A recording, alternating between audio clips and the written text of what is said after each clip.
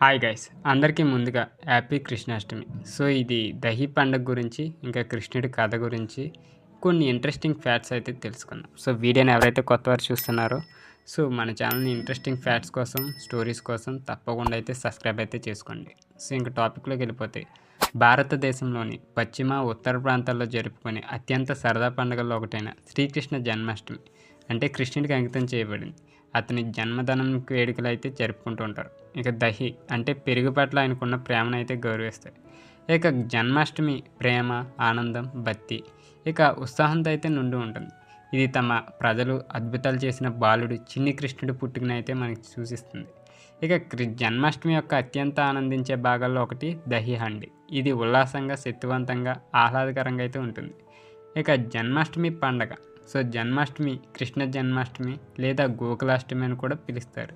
ఇది శ్రీకృష్ణుడు విష్ణు యొక్క 8వ అవతారం జన్మించిన రోజు.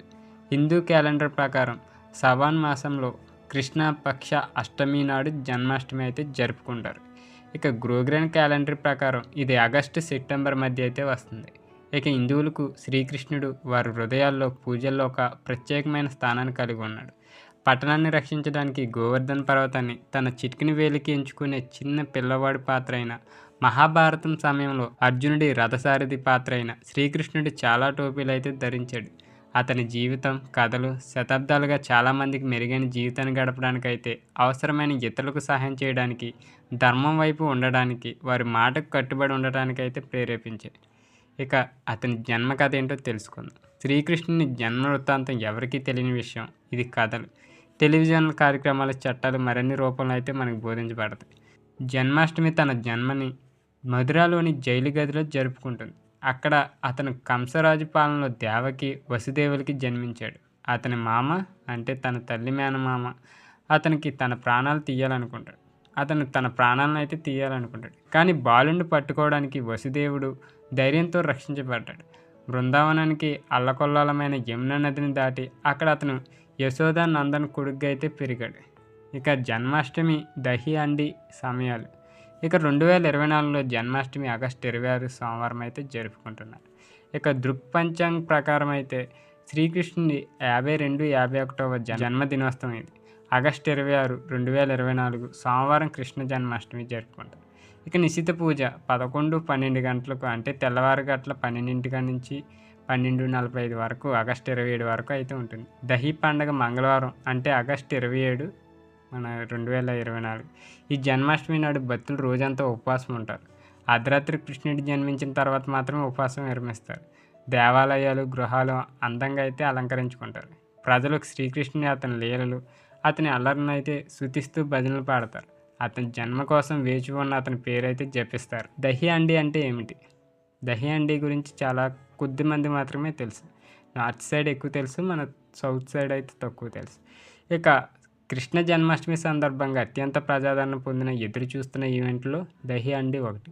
ఇది సాధారణంగా శ్రీకృష్ణుడు జన్మించిన తర్వాత జరుగుతుంది. కాబట్టి ఆగస్టు 26న జన్మాష్టమి జరుపుకుంటే ఆగస్టు 20న దహి అండి అయితే జరుగుతుంది. ఇక దహి అనే పదానికి పెరుగని అర్థం. హండి అనేది కేవలం దహిని ఉంచే కుండ. అతని చిన్నతనంలో శ్రీకృష్ణుడు ఇతరుల నుండి ఇంకా తన సొంత ఇంటి నుండి దహి, వెన్నని దొంగలించడం కోసం ఎల్లప్పుడూ ఇబ్బందుల్లో పడేవాడు. కాబట్టి మకన్ చోర్ అంటే వెన్నదంగ అని పిలిచేవారు. బాలకృష్ణుని మకన్ అండ్ దహి అంటే చాలా ఇష్టం.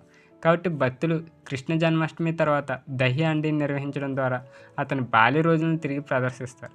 ఇక దహి ప్రేమ గురించి అంటే తెలియదు కదా. సో కృష్ణ భగవానుడు గోకులంలో తన చిన్నతనంలో అతని కొంటి స్వభావానికి, ముఖ్యంగా వెన్న, పెరుగు, పాలపై అతనికి ఉన్న ప్రేమకు ప్రసిద్ధి చెందాడు.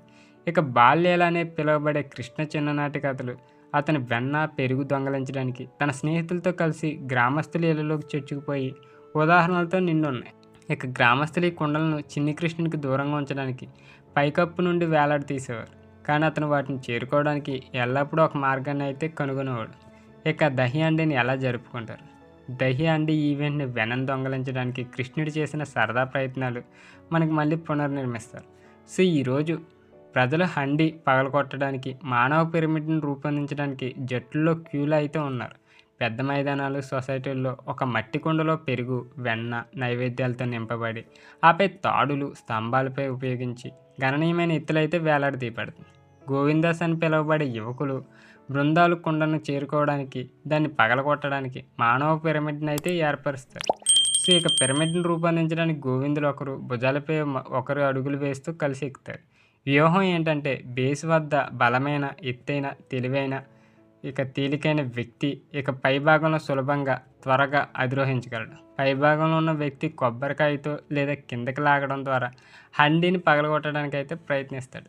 హండీ విరిగిన తర్వాత గోవిందలను దహి ఇతర వస్తువులతో కప్పుతారు. విజేత జట్టుకైతే బహుమతి కూడా ఇవ్వబడుతుంది. ఇక జన్మాష్టమి వేడుక ఇక దహి హండీ యొక్క శక్తి ఏంటి? ఇక జన్మాష్టమి దహి హండీ వేడుకలు భక్తి, ఆనందాన్ని మిళితం చేస్తాయి. ఇక 2 వేడుకలు శ్రీకృష్ణుడు చిన్నపిల్లగా ఉన్నప్పుడు అతని వ్యక్తిత్వం, కృష్ణుడి బాలావతారం సరదాగా, ఉల్లాసంగా అయితే ఉంటాయి.